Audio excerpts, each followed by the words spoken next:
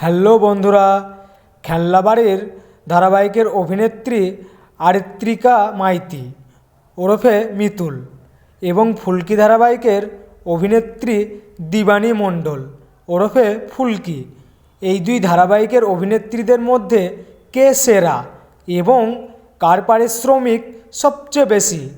তাহলে বন্ধুরা দেখে নেওয়া যাক মিতুল না ফুলকি, কে সেরা।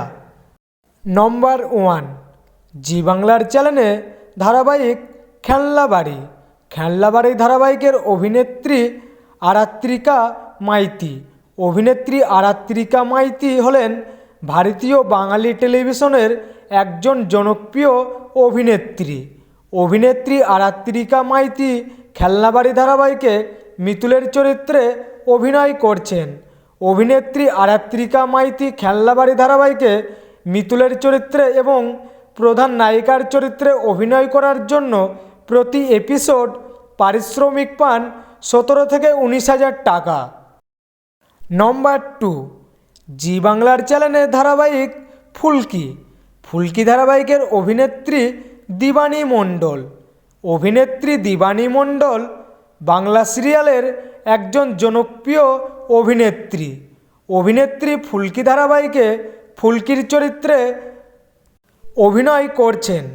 অভিনেত্রী দিবানী মণ্ডল ফুলকি ধারাবাহিকে প্রধান মহিলা নায়িকার ও ফুলকির চরিত্রে অভিনয় করার জন্য সবথেকে বেশি টাকা পারিশ্রমিক পান।